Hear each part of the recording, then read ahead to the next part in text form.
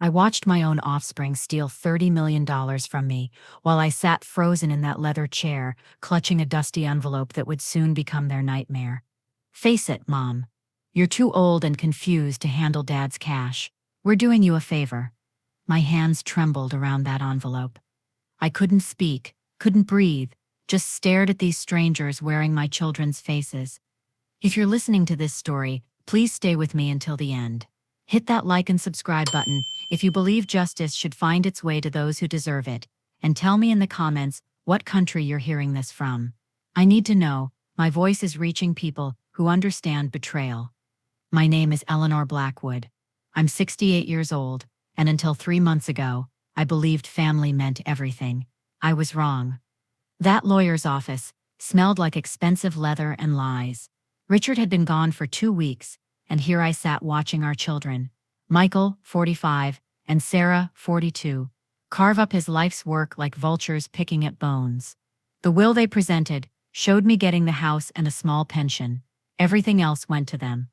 The construction company needs younger leadership, Michael said, his voice cold as winter rain. His wife Vanessa nodded beside him, her manicured fingers already calculating their windfall. Sarah leaned forward, fake concern painted on her face. Mom, you can't possibly manage all those business decisions. The stress alone could kill you. Her husband David shuffled papers with practiced efficiency. We've arranged everything. You won't have to worry about a thing. Won't have to worry. As if Richard hadn't built that empire brick by brick, with me standing beside him through every struggle, every sleepless night, every gamble that could have destroyed us. The lawyer, some young man I'd never met before, slid documents across the mahogany table. Mrs. Blackwood, if you'll just sign here, here, and here. I stared at the papers. Richard's signature looked strange, too perfect. My husband's writing had grown shaky in his final months, but this looked like it came from a machine. Where's Harold? I asked. Harold Fitzgerald had been Richard's lawyer for 25 years. Retired, the young man said quickly. I'm handling the estate now. Michael's foot tapped impatiently. Mom, we don't have all day. Vanessa and I have dinner reservations. Dinner reservations, while dividing up their father's legacy. I signed the papers because what choice did I have? But my fingers never loosened their grip on that envelope. Richard had pressed into my palm 2 days before he died. His final whisper echoed in my ears. When the wolves show their teeth, open this. They celebrated at Morton's Steakhouse that night. I know, because Sarah posted pictures on Facebook. Champagne glasses raised, huge smiles, expensive cuts of meat. The caption read, "Finally getting Dad's affairs sorted out." He would have wanted us to celebrate his legacy. His legacy. They had no idea what that envelope contained, or how their father had spent his final months preparing for this exact moment. They thought they'd won the game, but Richard had been playing chess while they were playing checkers. I drove home to our empty house, my empty house now, and sat in Richard's recliner for the first time since his death. The envelope felt heavier than it should have, weighted with secrets I was about to discover. Outside, storm clouds gathered like an omen. Inside, I finally understood why my husband had seemed almost peaceful in his final days. Despite watching our children circle like sharks, he'd known this moment would come. He'd prepared for it. Tomorrow, I would open the envelope and learn what 45 years of marriage had taught Richard about protecting the woman he loved from the children who saw her as nothing more than an obstacle to their greed. 45 years. That's how long Richard and I built our life together, brick by brick, dream by dream, sacrifice by sacrifice. I met him in 1978 at a construction site where I was delivering lunch to my brother. Richard was 23, covered in dust and concrete, trying to convince a contractor to give him a chance on a small renovation project. He had calloused hands, honest eyes, and a voice that shook when he talked about building something that would last. I don't just want to make structures, he told me on our first date. I want to create homes where families grow old together. We married 6 months later in a tiny ceremony we paid for ourselves. My parents thought I was crazy, marrying a man with dirt under his fingernails and dreams bigger than his bank account. But I saw something in Richard that others missed, a hunger to prove himself, to build something meaningful. Our first home was a 14-foot trailer parked behind a gas station. I worked night shifts at Denny's while Richard bid on small jobs during the day. We ate peanut butter sandwiches for dinner and dreamed about the house we'd build someday, the business we'd create, the security we'd give our children. Michael came first, in 1979. Sarah followed 2 years later. I gave up my dreams of teaching to raise them, while Richard worked 18-hour days, coming home covered in sawdust and exhaustion, but always with a smile for his babies. Someday, he'd whisper, holding our infants while I cooked dinner on our tiny stove. They'll have everything we never did. He was right, but not in the way we expected. By the time Michael started school, Richard's company had grown. We moved into a real house, nothing fancy, but it had running water that didn't freeze, and walls that didn't shake in the wind. Richard kept every penny we earned, reinvesting in better equipment, newer trucks, skilled workers who believed in his vision. The children never knew struggle the way we did. They got new clothes instead of hand-me-downs, their own bedrooms instead of sharing space, toys at Christmas instead of homemade gifts. They attended good schools, took piano lessons, played sports. "Are you sure we can afford this?" I'd ask when Richard signed Michael up for expensive basketball camps or bought Sarah a new bicycle. "They deserve better than we had," he'd say. "That's why we're working so hard." But somewhere along the way, better than we had became everything they wanted. Michael demanded designer sneakers in high school. Sarah threw tantrums when her friends got cars before she did. They expected Richard to pay for private college, expensive apartments, lavish weddings. Richard started coming home tired in ways that sleep couldn't fix. They see dollar signs when they look at us, not parents. He told me one night as we watched Sarah plan her dream wedding, a $50,000 affair we couldn't afford, but paid for anyway. I thought he was being harsh. These were our babies, the children we'd sacrificed everything to raise. Surely they appreciated what we'd given them. Michael graduated college and joined the construction business, but he wanted an executive position without learning the trade. He complained about getting dirty, about starting at the bottom like his father had. Sarah married David, a lawyer who immediately started asking pointed questions about the company's financial structure and Richard's retirement plans. The grandchildren came, but our visits felt more like business meetings. Michael's wife Vanessa would smile politely while asking about our future estate planning. Sarah would bring the kids over, then spend the whole visit on her phone, occasionally glancing up to ask if we'd updated our wills lately. When Richard got diagnosed with cancer 18 months ago, something changed in their behavior. Suddenly, they were caring and attentive. Michael visited the office daily, asking about company procedures and financial records. Sarah brought me casseroles and asked gentle questions about how Dad was handling the stress of his illness. "They're finally growing up," I told Richard. "They realize how precious family is." Richard just looked at me with those tired eyes. "Eleanor, my love, they're not here for us. They're here for what comes next." I didn't want to believe him. Couldn't believe him. These were our children, the babies I'd nursed through fevers and heartbreaks, the teenagers I'd driven to school every morning, the young adults I'd helped through college and career struggles.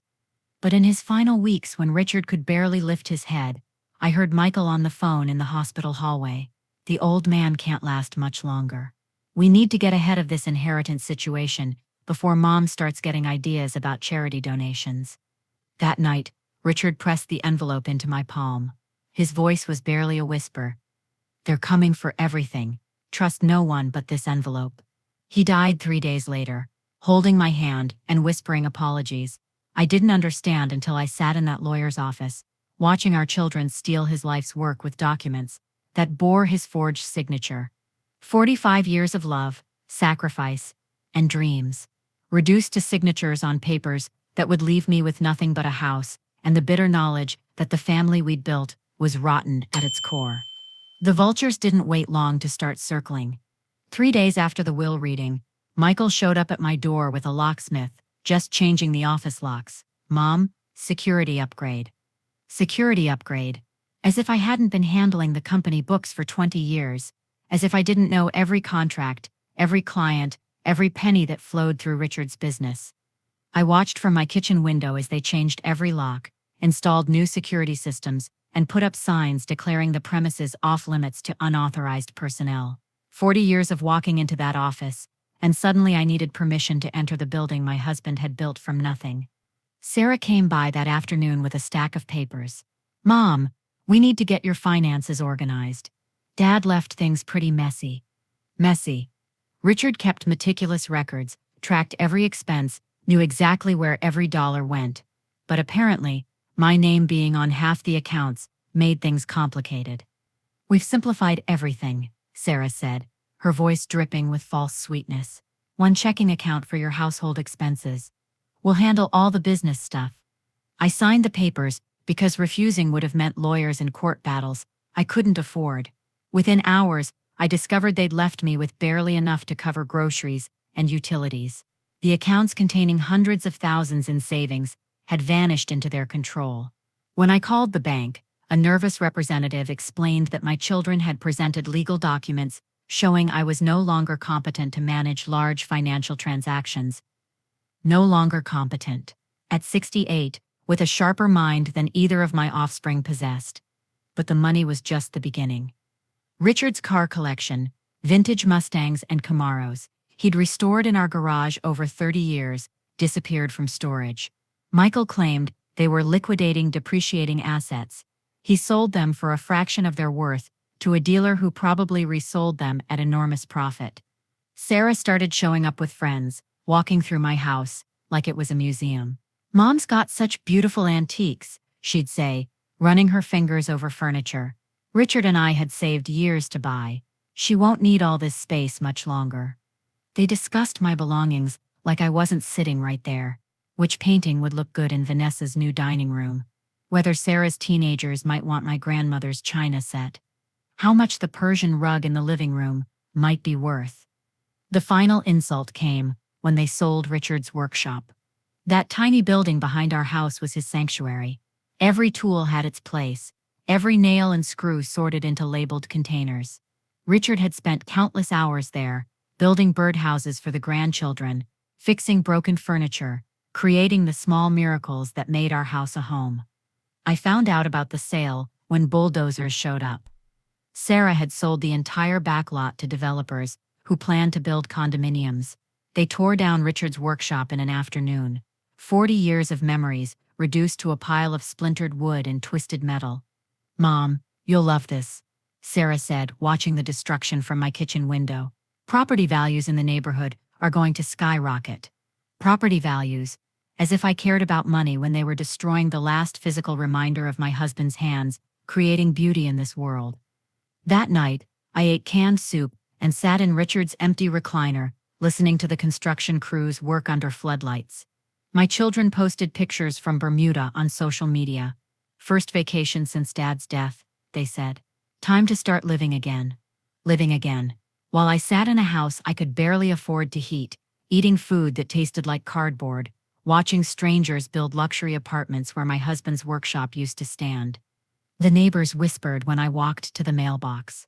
"Poor Eleanor," they said. "Such a shame how her mind is going. Thank goodness her children stepped in before she lost everything to scammers." Scammers. The only thieves in my life wore familiar faces and called me Mom.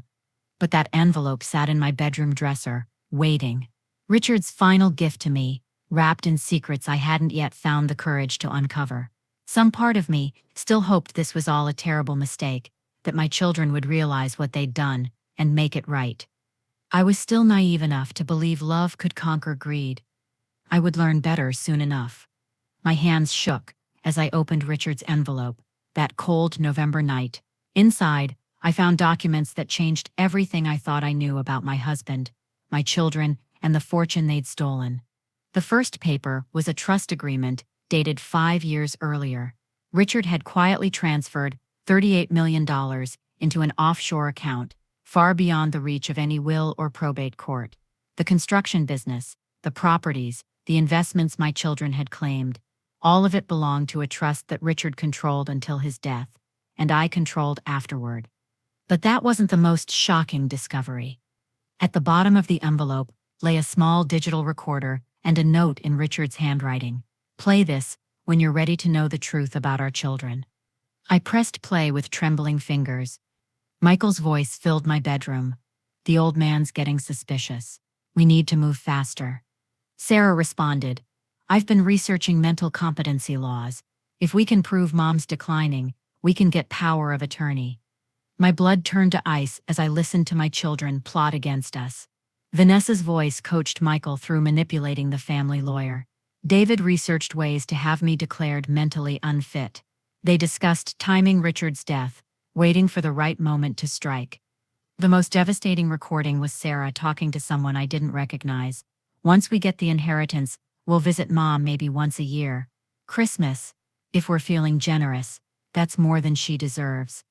After holding Dad back all these years, holding him back, I'd given up my career, my dreams, my identity, to help Richard build his empire. I'd raised their children, managed his books, entertained his clients, and stood beside him through every challenge. But to them, I was just an obstacle between their greed and their father's wealth. The recorder contained hours of conversations. Michael discussing his cocaine habit, funded by money stolen from company accounts. Sarah bragging about her affair with the tennis instructor, paid for with company credit cards. Both of them laughing about managing Mom once they controlled the business. But Richard had been 3 steps ahead of them. Hidden in the envelope were photographs taken by a private investigator. Michael meeting with drug dealers behind expensive restaurants. Sarah in hotel rooms with her lover. Both children forging documents, bribing officials, and embezzling funds from the company they claimed to protect. Richard's final letter explained everything. My darling Eleanor, if you're reading this, then our children have shown their true faces. I spent 5 years preparing for this moment, moving our real assets beyond their reach, while leaving them breadcrumbs to follow. Let them think they've won.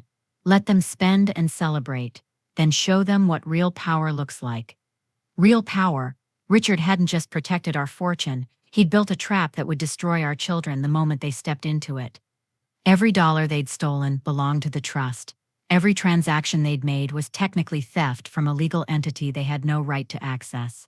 The forged will, the manipulated lawyer, the false medical claims about my mental state, all of it was documented, recorded, and ready for prosecution. Richard had spent his final years creating the perfect revenge. I sat in our bedroom until dawn, studying every document, listening to every recording, understanding the masterpiece my husband had created. He'd known our children were poisoned by greed, but he'd also known exactly how to cure them of it. They thought they'd outsmarted their dying father and confused mother. They thought they'd claimed their inheritance through cleverness and manipulation. They had no idea they'd walked into a trap 5 years in the making, or that every stolen dollar was building the foundation of their own destruction. By morning, I understood what Richard expected me to do. The envelope didn't just contain evidence, it contained instructions for justice. My children had underestimated the woman who'd helped build their father's empire. They were about to learn that lesson in the most expensive way possible. The next morning, I became someone I'd never been before, an actress playing the role of a confused, defeated old woman. When Michael came to check on my mental state, I shuffled to the door in my bathrobe, pretending to struggle with the locks. Oh, Michael, is that you? I'm so glad you're here. I've been having the strangest dreams. Dreams, Mom?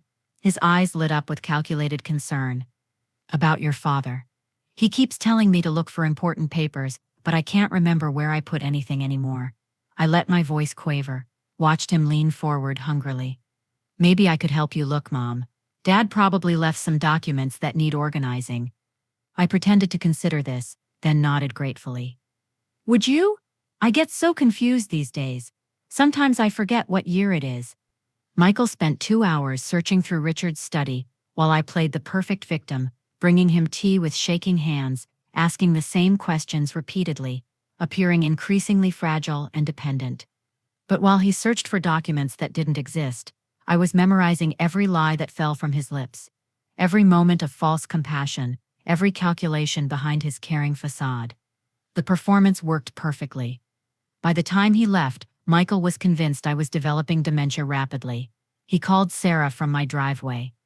Mom's losing it faster than we thought. We need to accelerate the timeline. What Michael didn't know was that I'd already contacted Richard's real lawyer, Harold Fitzgerald, who'd retired only because my children had threatened to destroy his practice if he didn't step aside. Harold was now quietly working to unravel every illegal transaction they'd made. What Sarah didn't know was that I'd reconnected with Tom Bradley, Richard's business partner, for 15 years. Tom revealed that Michael had been stealing from company accounts for over 2 years, covering his tracks by claiming I was confused about the finances. "I should have protected you and Richard," Tom said, guilt heavy in his voice. "But Michael threatened to sue us into bankruptcy if we questioned his authority." My children had built their theft on a foundation of intimidation and lies, but they'd never considered that their father might have prepared for their betrayal. I spent the following weeks perfecting my act. When Sarah visited, I accidentally left my purse where she could search through it, finding planted documents suggesting I was considering donating everything to animal charities. I watched her face drain of color as she read my fake notes about leaving something meaningful for the cats and dogs who never betrayed me. That night, she called Michael in a panic. "She's planning to give everything away. We need to move now, before she signs anything." Perfect. My children's greed was making them sloppy, desperate, vulnerable to the trap Richard had spent years constructing. I documented every conversation, recorded every visit, built an audio library of their conspiracy. I photographed every expensive purchase they made with stolen funds, every luxury vacation funded by their father's legacy. Michael installed a swimming pool. Sarah bought a Mercedes. Vanessa renovated their kitchen with imported marble. David purchased a boat. All of it paid for with money that legally belonged to Richard's trust. Money they had no right to touch. I played the confused old woman while secretly gathering evidence that would destroy them. I stumbled through conversations while mentally calculating the prison sentences they'd face. I appeared helpless while orchestrating their downfall with surgical precision. Richard had taught me well. Sometimes the most powerful move in chess looks like surrender. My children thought they were managing a helpless old woman. They had no idea they were dancing to music composed by their father's genius and conducted by my patient, methodical rage. The trap was almost ready to spring. By December, I was ready to close the net. Richard had so carefully woven around our children. I called Sarah with a quavering voice. "Sweetheart, I've been thinking about family, about making peace, before I get any more confused. Would you and Michael come for dinner this Sunday? I want to discuss some important family matters." The pause on the other end told me everything. Sarah was calculating, wondering what important family matters meant, whether I'd discovered something that threatened their carefully constructed lies. "Of course, Mom. We'd love to come." Love. Such an interesting word from someone who'd stolen my life savings. I spent the week preparing, like a general planning a decisive battle. I scheduled the dinner for Sunday evening, when neighbors would be home to witness whatever chaos ensued. I arranged for Tom Bradley to be nearby, ready to serve as a witness to everything that would unfold. Most importantly, I planted one final piece of bait. During Sarah's check-in visit on Friday, I mentioned finding old business documents in Richard's study that I didn't understand. "There are numbers everywhere, and some papers with your father's signature that look different, somehow. But I can't make sense of any of it. My mind just isn't what it used to be." Sarah's eyes sharpened like a hawk, spotting prey. "What kind of documents, Mom?" "Oh, I don't know. Legal things. Bank papers. Something about trusts and offshore something. I probably should throw them away, but they seem important." I watched her hands tremble as she processed this information. Offshore accounts.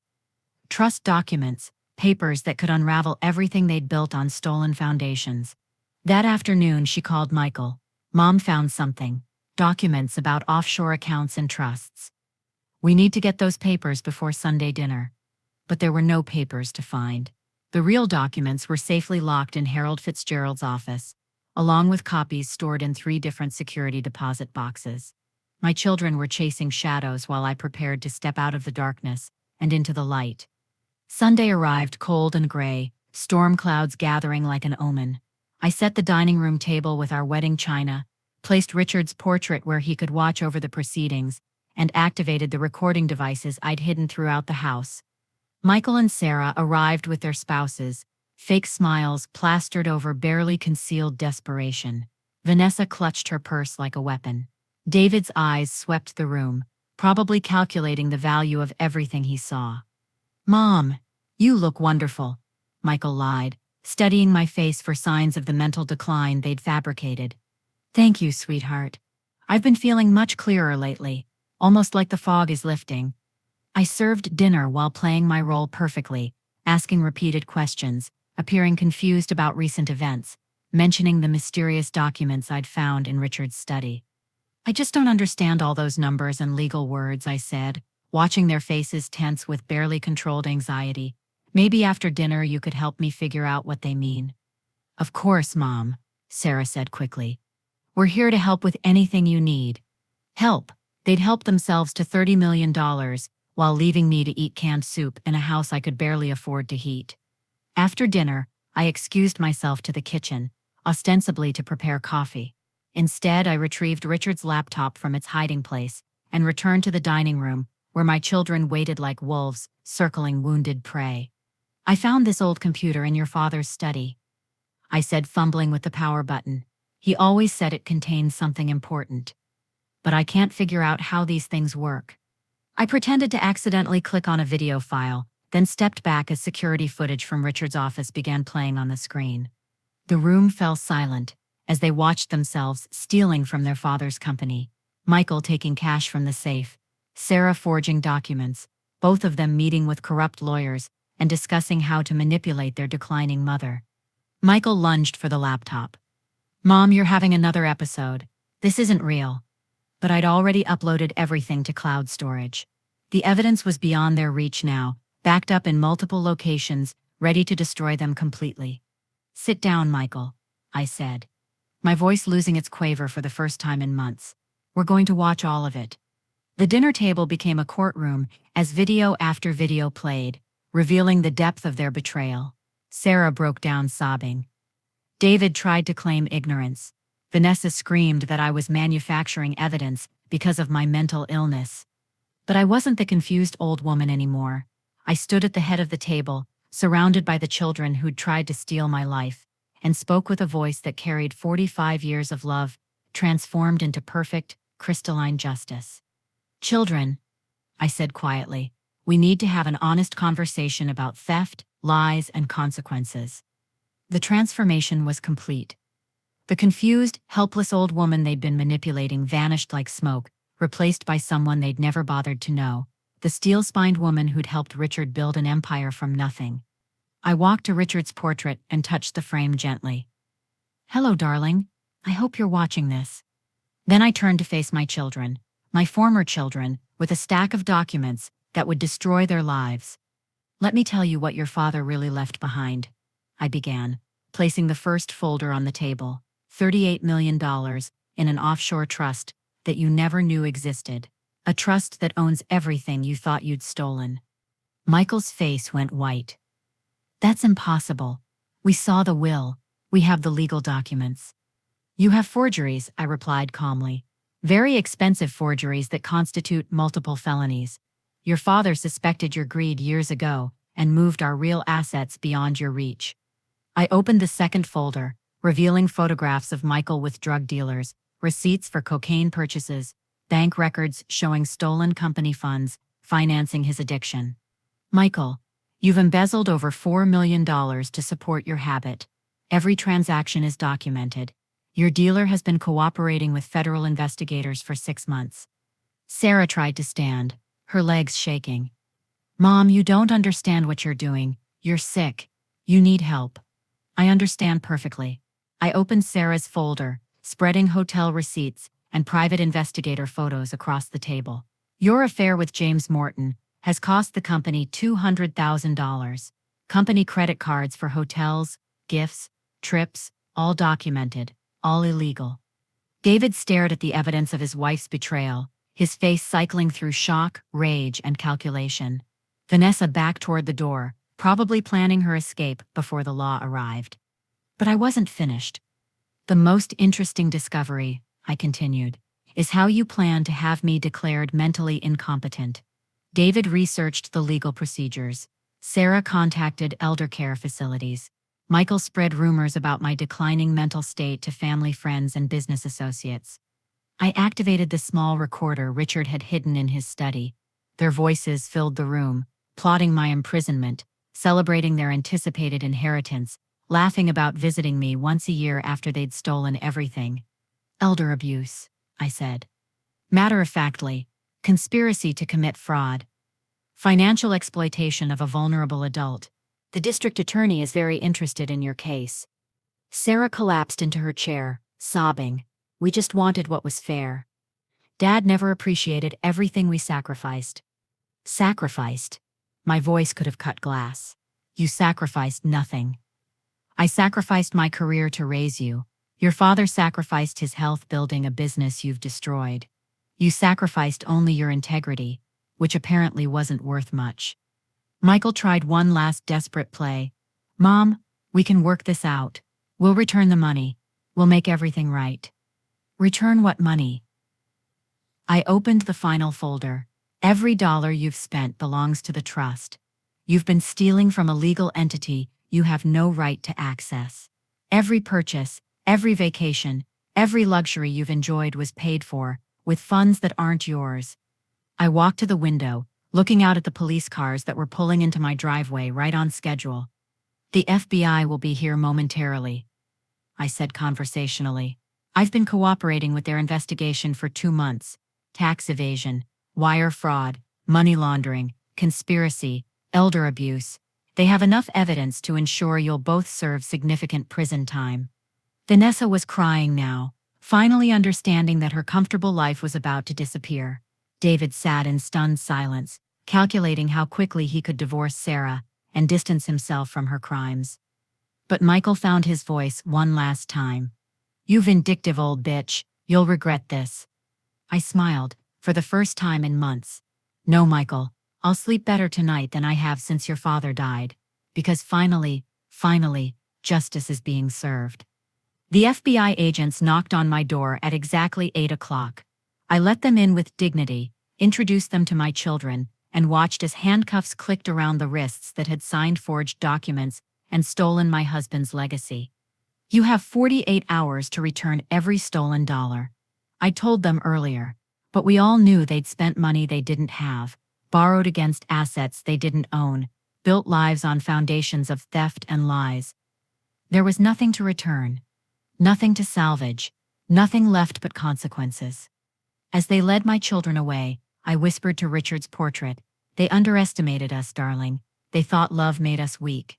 They learned better."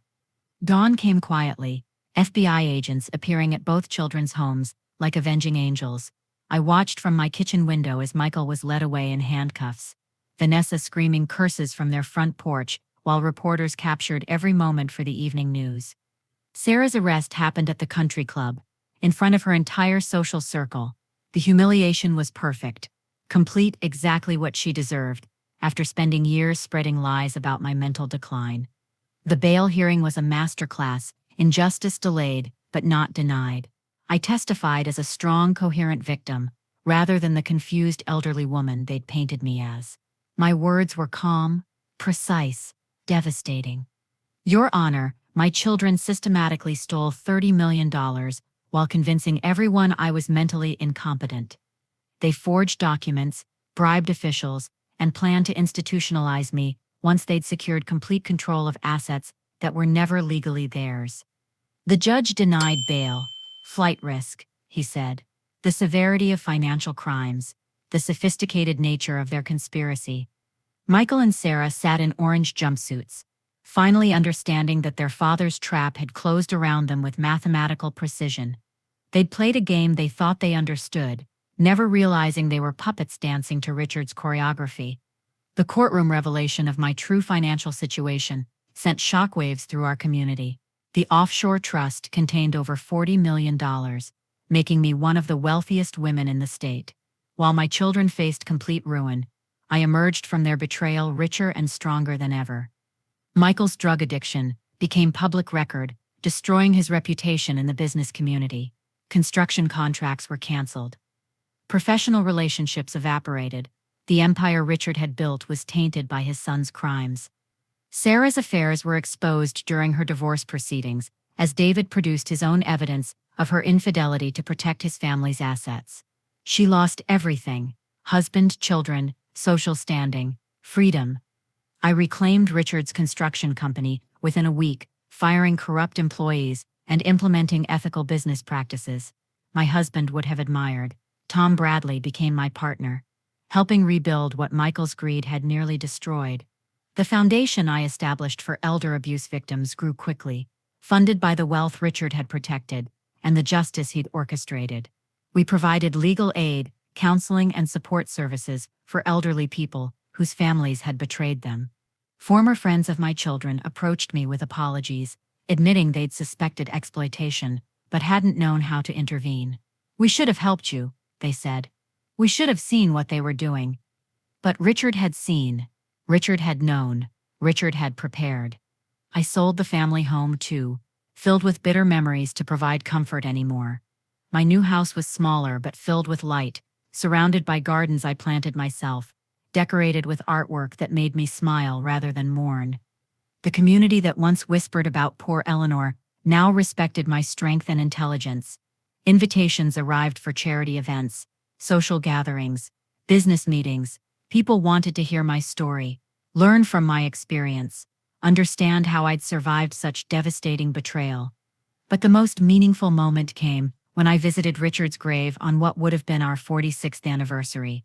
I placed fresh roses on his headstone and whispered the words I'd been saving. "They underestimated us, darling. They thought love made us weak. They learned better. They learned that love doesn't make us vulnerable. It makes us unstoppable when we're fighting for what's right." The wind stirred the roses, and for a moment I could have sworn I heard Richard's voice whispering back, "Well done, my love. Well done." Justice had finally found its way home. 6 months later, the courtroom was packed for sentencing day. I sat in the front row, wearing a navy dress Richard had always loved, watching our children learn the final cost of their greed. Michael received 12 years for embezzlement, fraud, and tax evasion. His cocaine addiction, revealed during the investigation, had cost the company millions and endangered worker safety through impaired decision-making. The judge showed no mercy for someone who'd stolen from his own family while claiming to protect them. Sarah got 8 years for conspiracy, forgery, and elder abuse.